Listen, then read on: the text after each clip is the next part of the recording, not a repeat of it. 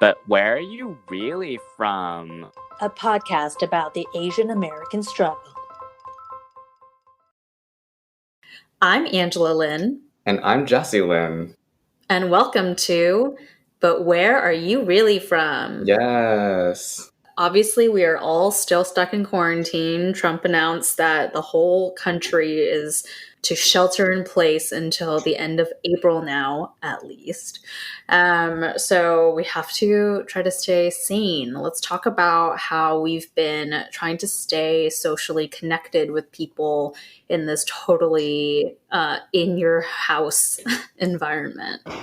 Jesse. Yeah, honestly, there have been a lot of really cool things and different ways people are staying connected. I did a Zoom workout the other day with some of my friends, which is a lot of fun. Yeah. And so generally just basically using the tools we already have to try to keep as connected as we can without actually seeing each other in person. And I think people are taking that to really interesting extremes and cool things, like people doing online raves. Have you done it, or you just heard of it? The raves thing, so I will plug, is called Club Quarantine. I have not done it yet, but I really want to do it. How does webcam raving work? Do you actually share your video, or is it just that they are DJing live and then you're dancing off camera by yourself? So I think with the Zoom, the people who are the headliner DJ basically can mute everybody and they just play their own music, but you can see the people who want to be seen and they're just kind of partying in their own apartments. But some of the people are dressed to the nines. I'm following the stories, people are super, super dressed up, just partying in their own homes. And it's their only chance to dress up. That's true. You want to take yourself out somewhere nice. I honestly think the most fun social virtual thing I'm doing right now is when me and Karen do Mario Kart, and we do the Mario Kart online, where Jesse totally smokes us because Karen and I are equally average at Mario Kart, and Jesse is so far ahead of us that we never see his character in the game after we take off. But yeah, we do that, and then FaceTime each other so that we can hear each other cursing at each other. Yeah, it's a lot of fun. It's cool that people are trying, we're all trying, right, to stay connected, to not feel so alone during this time. I definitely talk to people more, especially via video, than I would otherwise, even though I should have been doing this all along, even without the quarantine. It's so funny now, though, because the quarantine is now socially acceptable to just vid anyone and be hey, what's up, girl? How you doing? But before, people were why are you calling me? Why aren't we meeting up in real life? I haven't seen you in forever. But now people are whatever. Just text me. Yeah. It's cool. It's cool, though. Yeah. It's good that people are looking out for each other and making the best of the situation right now.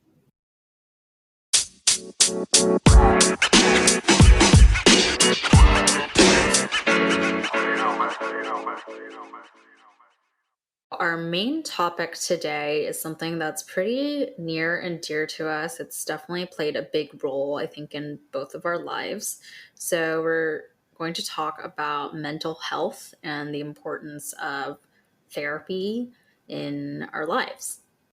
Given the background of our podcast and the way that we're trying to bring our perspective on each of these episodes, it would be helpful for us to first start with the influences that our Asian upbringing has had on the way that we look at mental health, and how we first started to think about it before having our own personal experiences with it. So let's talk about how, in general, talking about your mental health, talking about going to therapy is something that's totally taboo for Asians.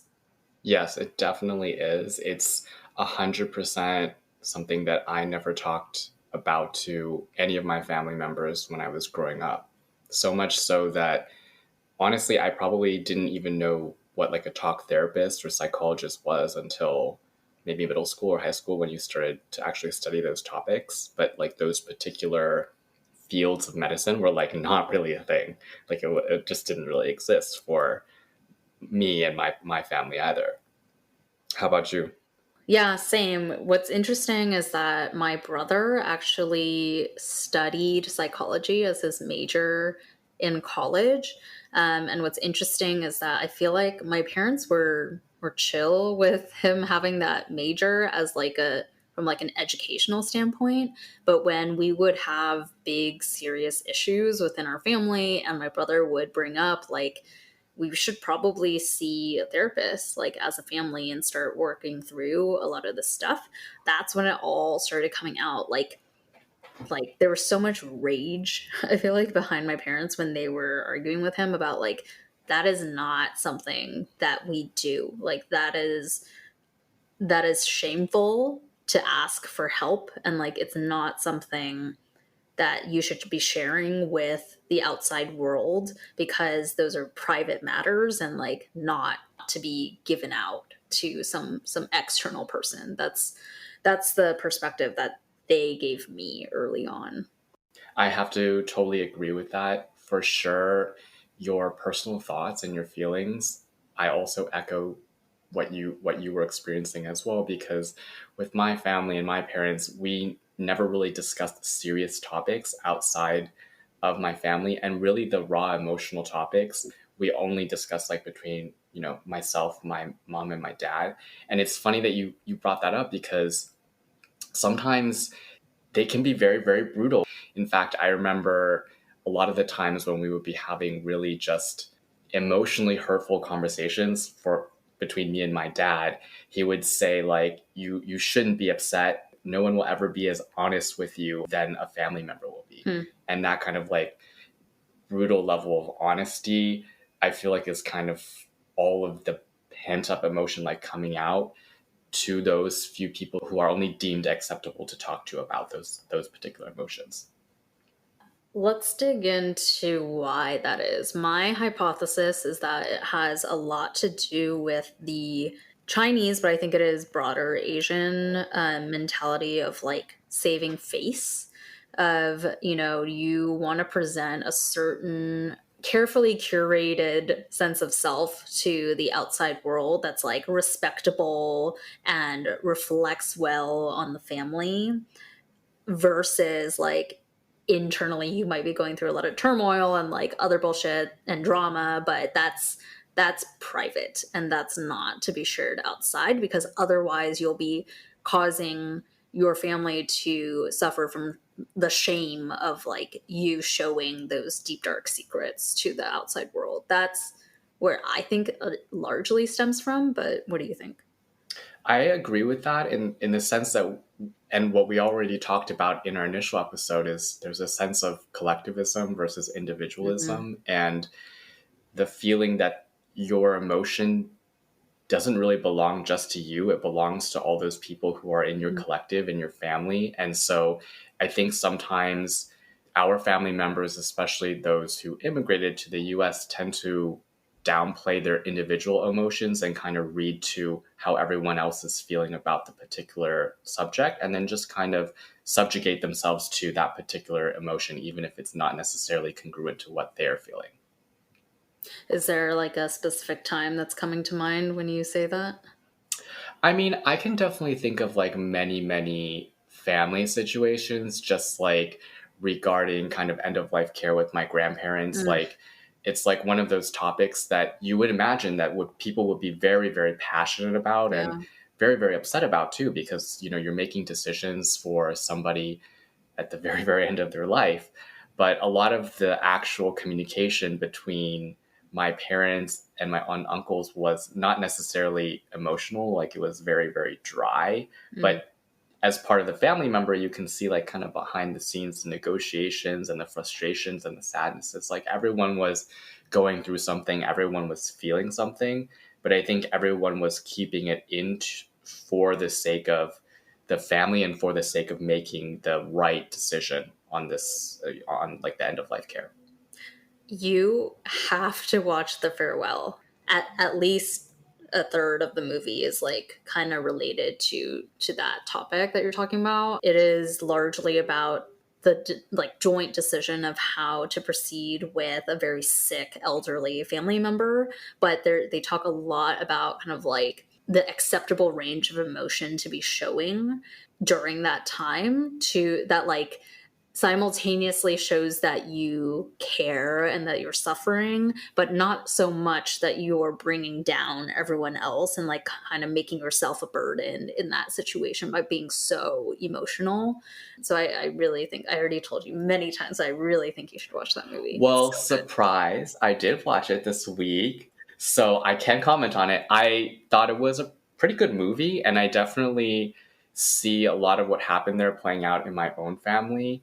And what's really great to see is, a lot of the time you don't really see the emotional toll that people have, especially when they're trying to like hold it in and save face. But I thought one of the most ridiculous and also poignant moments of the movie was when Aquafina's uncle was up on the stage to give a speech for his son's wedding, which I'm still not sure if it's like legit or a sham, but he just started like bawling, kind of a little bit uncomfortable. And Yeah. it was so interesting because like the way that camera work was going, you could tell was trying to like paint the picture whether or not he was being too emotional to be happy for the wedding, Yes. or if he was like just the right amount of emotional. I think it's a great scene because it really does show that keeping in individual emotions, even for the best of your family and for a greater collective, has a significant toll on you personally. Yes, I agree. I also feel like beyond the concept of saving face, there is, in general, there isn't a set forum, like accepted forum for expressing emotion. So, for example, like when my dad gets really angry about something or sad about something, his natural default is to just, he'll just kind of turn really silent. And because he doesn't know how to really express what he's feeling, Mhm. one. And I also think, two, we talked about this a little bit last time about like the expectations that the society has on like your role in it. I think he sees his role as like the head of the family, the man of the family who's supposed to be protecting everyone, the strongest person in the family, like should not be showing vulnerability and expressing that he's going through some shit. So instead, he just chooses to shut it off. And of course, kids growing up, you mirror what your parents teach you is acceptable. So I feel like that was a big barrier, at least for me. I'm sure for you as well, of like overcoming what you thought was a normal way to process your emotions. And Mhm. finding your own path for how to process it in a healthy way. Yeah. I mean, I definitely feel that because withdrawal, I feel like is one of those big things that I picked up from my parents, and I feel like you're saying that as well, where you encounter a really emotionally frustrating situation and you have some kind of like extreme reaction to it, but then you immediately just kind of withdraw the emotions back into yourself and you stew on it. And I think this is kind of a universal reaction to really emotional situations, but I think where we don't necessarily, and I think Asian Americans don't necessarily do as well, it's the processing of the emotions after you withdraw. So after you've like retained the emotions, because we've never talked about it with our parents, because we don't really have any resources, because mental health is not like a legitimized necessarily thing in the Asian American community, you you don't know how to process it, right? Like how do you go about dissecting the things that you're feeling and making them acceptable to you? That learning is never, you never receive that as you're growing up, and I think that that's a huge problem. Mm-hmm. Okay, so we've identified saving face as a big issue of not knowing how to properly express and process emotion as another big issue. We talked about this a little bit in our own private conversations, but the other big piece from our perspective, right, is that being proactive about taking care of your mental health and going to therapy is something that is just more Western of a concept, right? Like it, I'm sure there are therapists in Asia, and specifically, right, Jesse and I, our families are from Taiwan. I'm sure there are some Hmm. therapists there, but like it's just not the Yeah. norm, maybe because it did not stem from Eastern culture. Mm-hmm. So it's just not trusted. Yeah, 100%. Like, I definitely feel like there's some stigma and taboo about talking about it. And I think part of it is because it is a Western thing. It's not developed a science as some of the older, let's say, medical fields are, which could be quite old. And I also feel like the experiences that our parents probably had with mental health and mental health providers is that they're here for your like absolutely crazy people, like people who are like off the rocker, like require really, really advanced kinds of care. So that's probably kind of the situation that they have in their mind when they think about a psychologist or a mental health provider, because that's probably what they saw when they were growing up, which is quite different from here where most people I feel like have gone to a therapist at some point in their lives or have had the need, and they're more open about that need.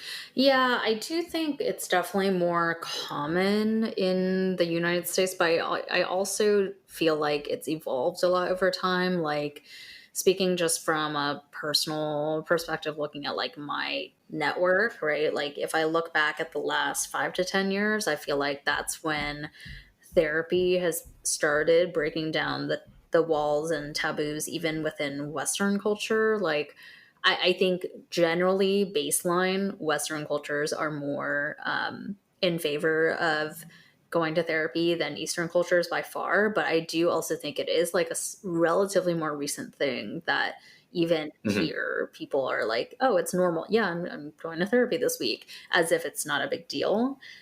But something that I found super interesting is, did you ever watch all the No Reservations episodes back in the day? No, Oh, unfortunately. I was obsessed It's with on that. my list, my quarantine Yeah, let's do it. list. I mean, it's so fun. Basically, Anthony Bourdain, for those who don't know what No Reservations is, I'm sure everyone or many people do, but it's a show with the uh, late Anthony Bourdain, who was one of the most famous chefs and TV personalities in the U.S. at the time. But he had a show where he basically every episode went to a different country or a different city around the world and started introducing the culture first through the food, because that's where his background was, but he always got super deep because he was also a journalist by trade. So he got super deep in like how food then reflected on the values of that culture and all that. But he went to Buenos Aires one episode and he talked heavily that episode about mental health, because in Argentina it's actually like incredibly normal to go to a therapist. Like, every person, no matter if you're rich or poor, everyone goes to a therapist as if it's like your Wow. dentist or your doctor. It's just like a normal part of your holistic, like, health checklist. And so, Yeah, 100% makes yeah, sense. like, that's a whole other issue if we would like started going down the rabbit hole of like health insurance and access to care and all that bullshit. But I thought that was so fascinating and like was very envious of that kind of society where number one, access was available to everyone, but number two, it was so normalized that there was just zero taboo around it. I think it's going to take a long time for both US, other Western cultures, and on the full extreme, the Eastern cultures to get to that point where it's like, no, you're not even blinking. No one bats an eye at someone when they say they're going to therapy. If this week's episode was interesting to you, then please tune in to next week's when we talk about how we decided to overcome the taboo that our Asian upbringings have had around the topic of mental health, and how we decided to proactively take care of our mental health through our personal experiences and the benefits that we've both seen from doing that.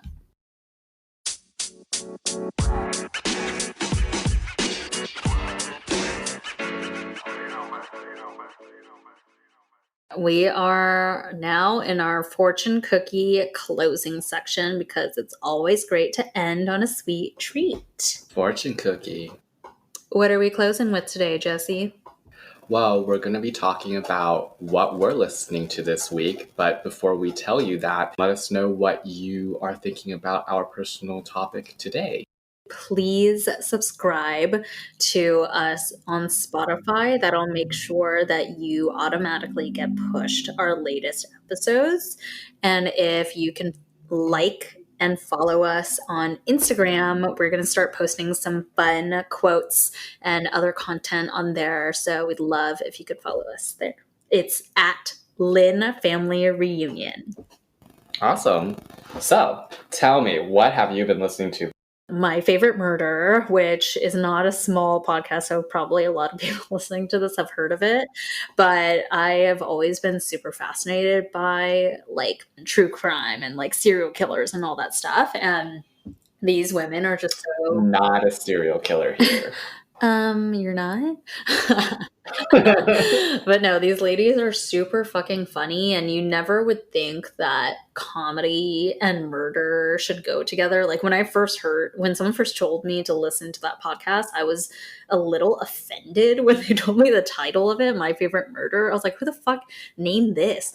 And then I started listening to it, and it's just so relatable because they also start on just like talking about their normal lives so that you can get to know them as people. And then every episode they basically take turns telling one murder in detail. And it is, murder and death is sad and like tragic, that they're not making fun of that by any means, but they are both so funny that the way they talk about the murders is hilarious. So they'll be like, and then this fucker went and had the gall to like do this. So then you're just laughing along, even though it's like a really sad situation. So it fulfills two things that people love. It's like this morbid curiosity with murder and like, tragic things that happen, and then also like a really humorous take on it. So I love that podcast, and I've been catching up on their latest episodes because I've been letting them stack up. How about you? That sounds great. Well, I've been listening to My Neighbor Screaming featuring my other neighbor vacuuming very loudly all week long, which has been like number one on my iTunes this week.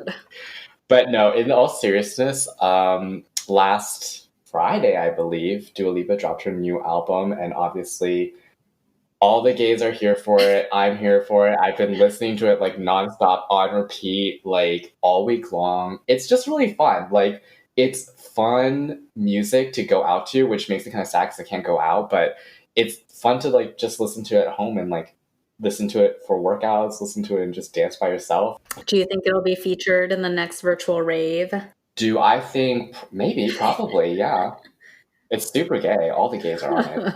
I also wanted to plug Sam Sparrow came out with a new album maybe like 1 month ago, and I think it's amazing. His voice is like so amazing, like buttery, smooth, like a chocolate bar, but a voice, like so delicious. So I love it. I like turn it on in the shower before I get in the shower, and I'm like in the shower just like singing like extremely off key. Yeah, these two albums are keeping me alive right now. That's so fun. All right, well, I think that's all we had for you guys this week. We are planning to release episodes weekly, so remember to subscribe so that you get those new episodes automatically in your Spotify or wherever you're listening to us. So until next time, Bye, bitches.